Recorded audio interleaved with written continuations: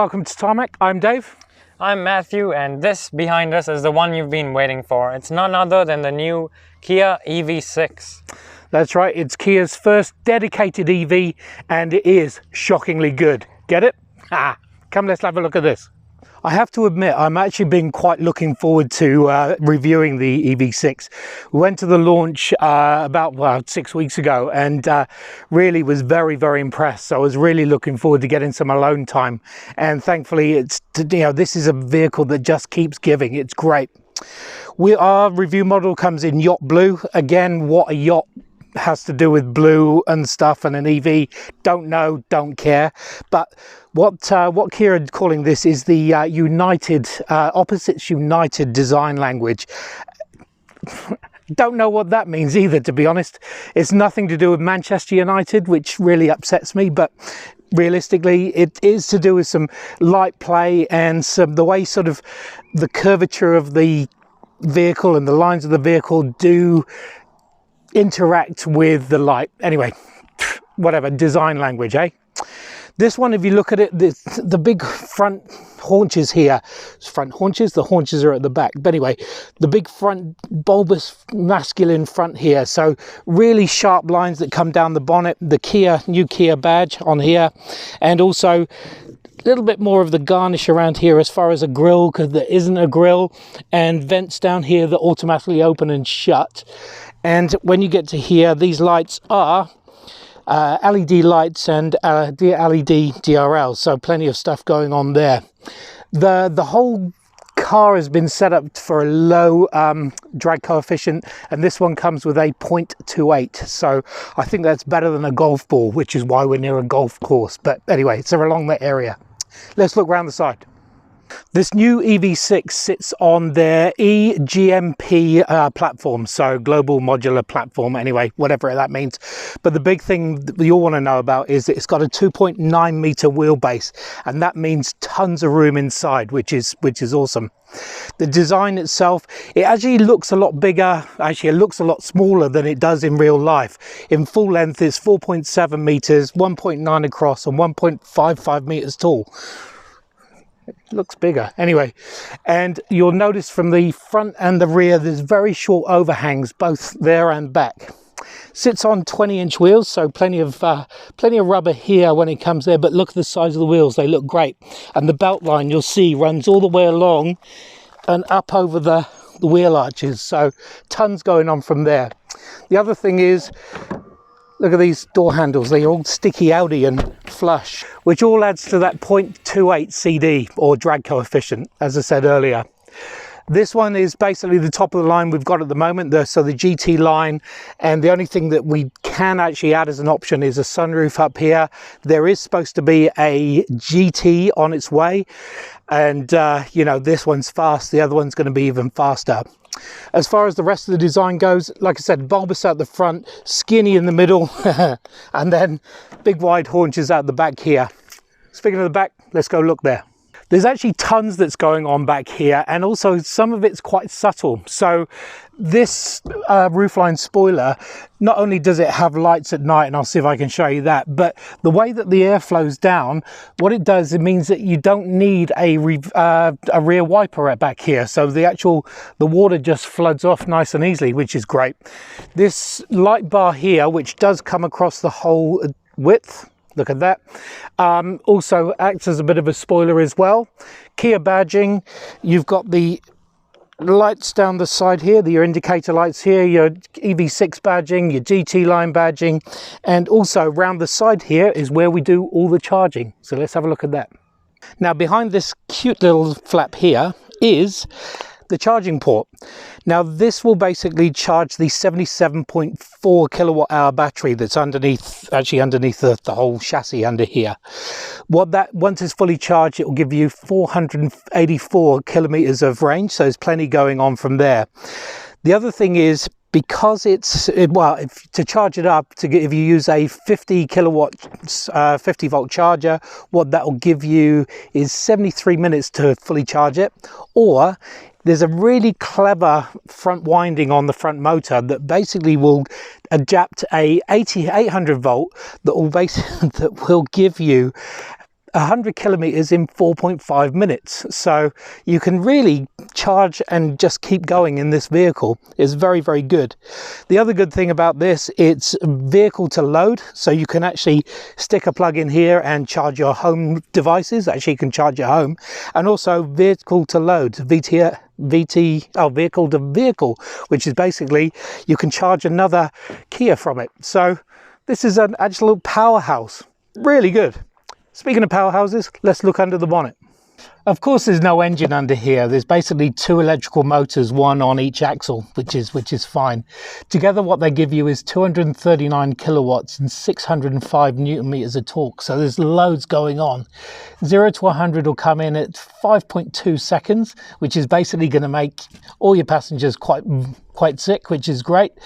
And also, because it's very, very efficient, again, with that front motor will decouple and go to a 2-wheel drive when it needs to. It'll basically do 18 kilowatt hours per 100 kilometers, so very, very efficient. As an extra plus, because there is no engine, you've got a frunk, so you've got 20 litres of actual space to put your lunch or something like that in here, and also that on top of the 480 in the boot. You've got 500 litres to, I don't know, do as you would with. You go shopping, do whatever. Now, speaking of somebody who likes shopping, Matthew's inside. He'll show you what's going on inside there. I'm not sure what Dave said about me liking shopping. Don't know where he got that impression from, but certainly the interior of this EV6 is a lot more stylish than I am. So if you look at the dashboard, for example, the materials across the top have a sort of texture to them, different colors, different grays, blacks, and it moves along. Even down the middle here, it's sort of got a really chiseled look to it, and that's highlighted by actually these little LEDs underneath here. The design itself, well, it feels sort of a bit more car-like in here than its sibling, or rather distant cousin, the Ioniq 5, because this central tunnel actually comes forward like a traditional car, if you like. And while there is this sort of empty space here, it does give you the comfort of resting your hand, and the on button is here, and the gear change knob is over here as well. So there's a bit of familiarity to this car. In terms of practicalities, well, as you can see, there's a lot of space inside here, and you certainly get your cup holders here, space for your key in there.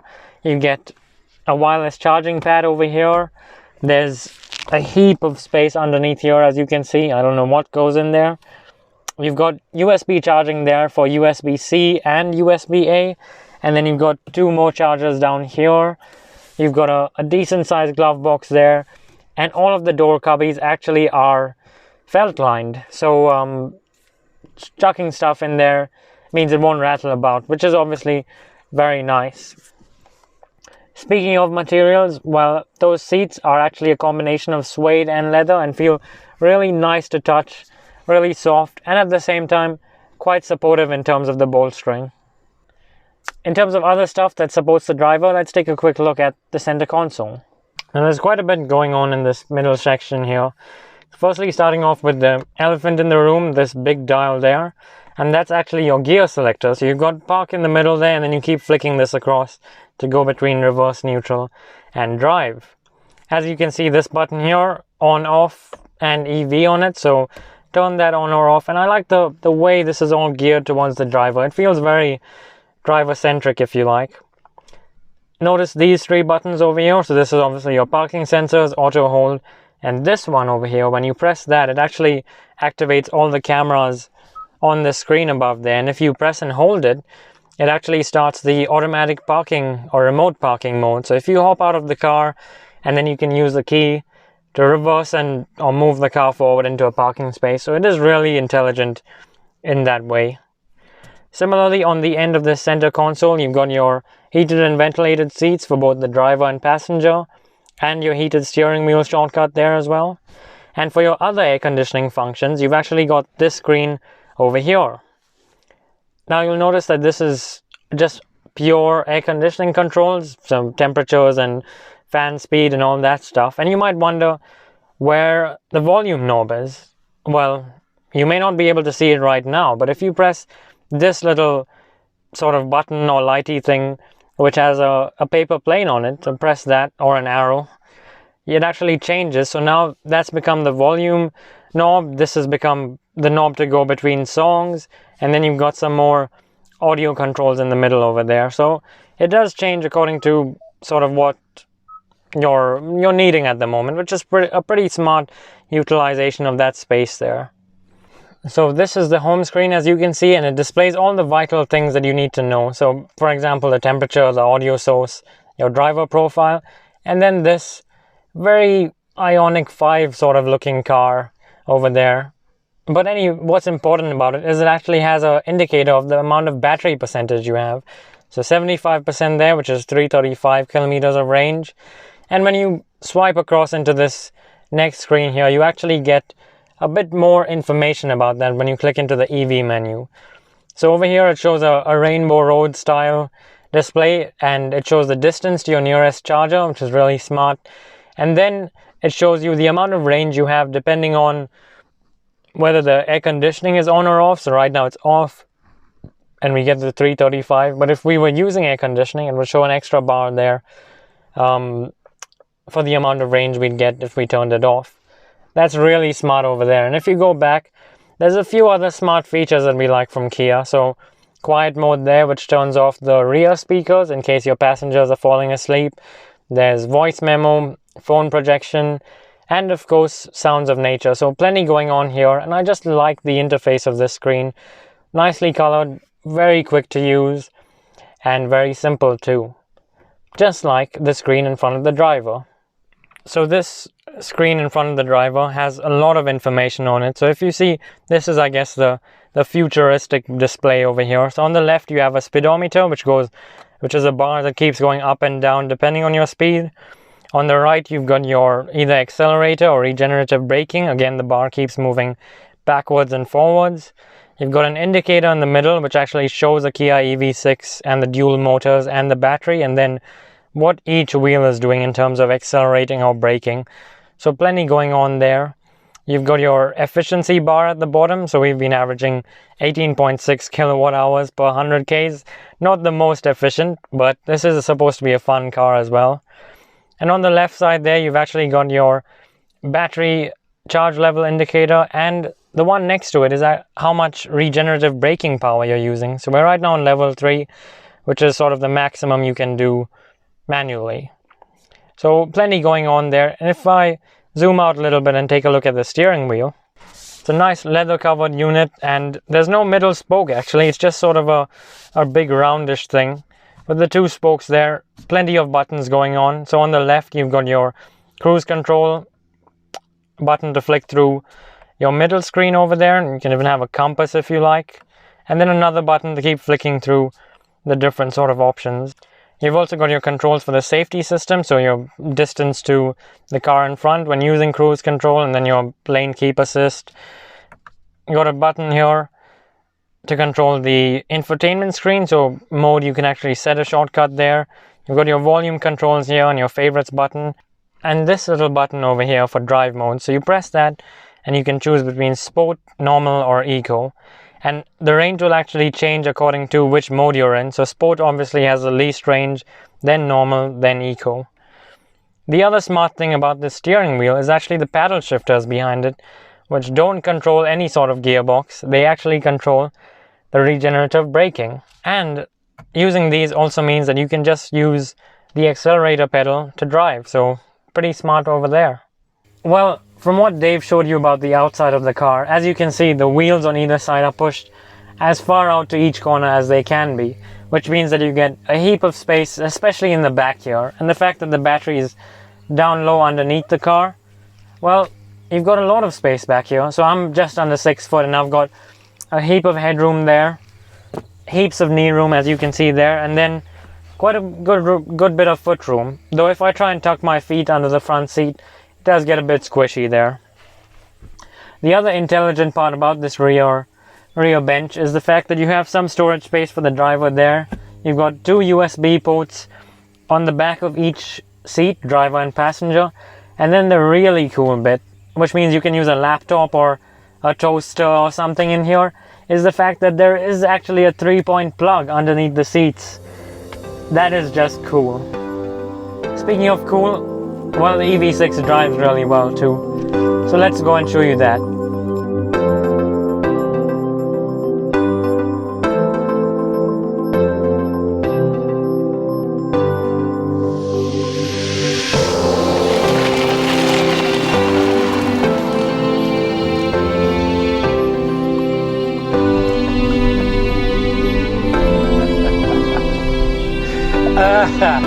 You're never going to get tired of going so fast. I mean, 5 seconds in a family vehicle is so much fun, particularly when it doesn't have a V8 stuck under it.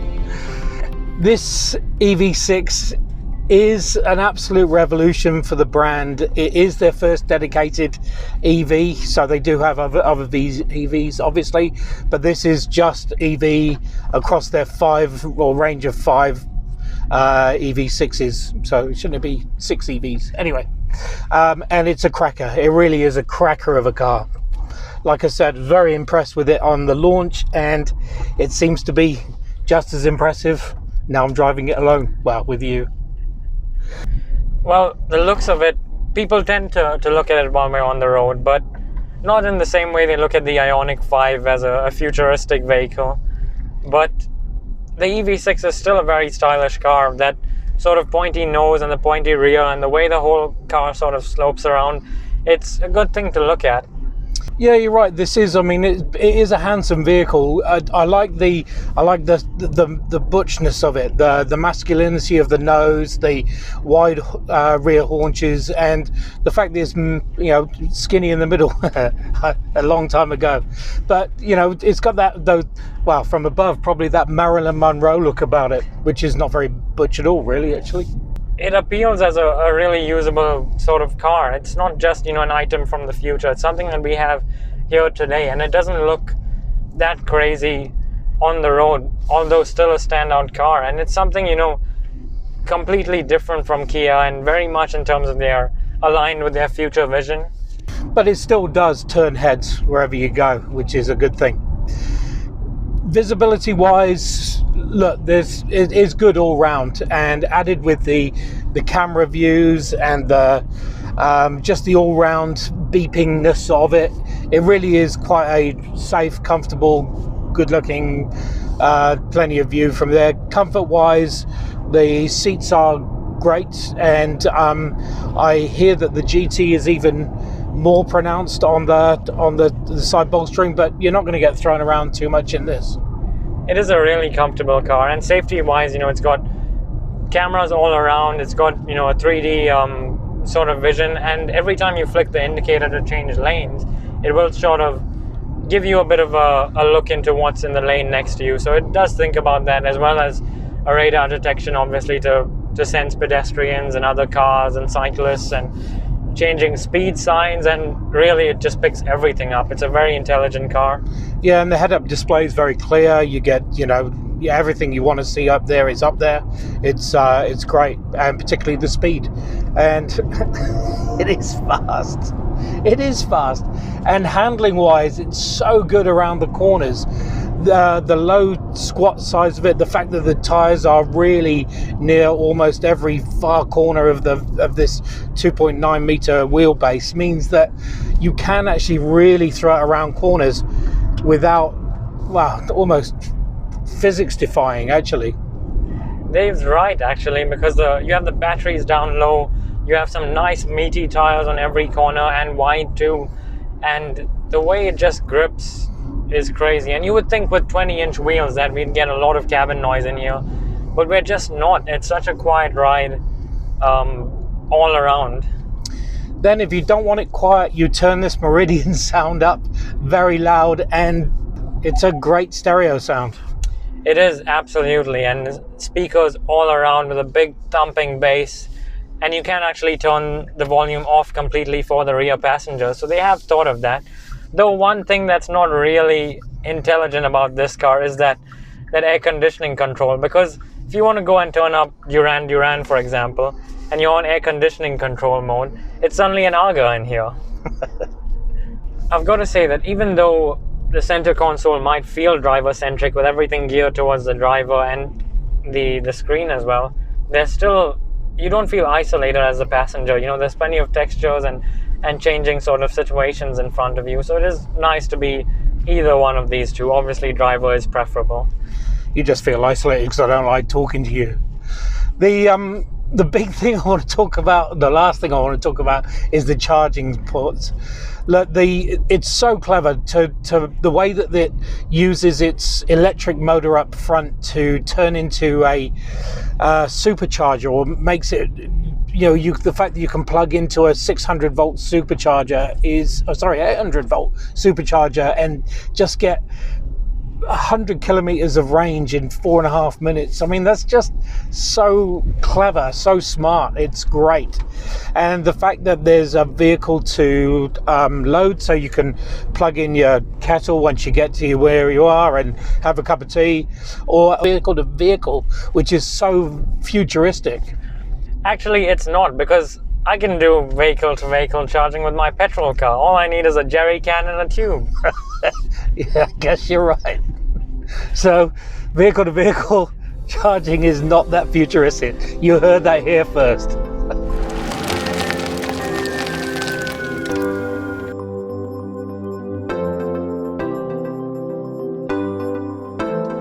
So there you have it, the ultra-modern Kia EV6. This is the GT line. It is the top of the line, but it's a hell of a lot of car for just over 100 grand. It's very modern, so quick, and honestly, it's so easy to drive as well. I'm thoroughly impressed with this vehicle.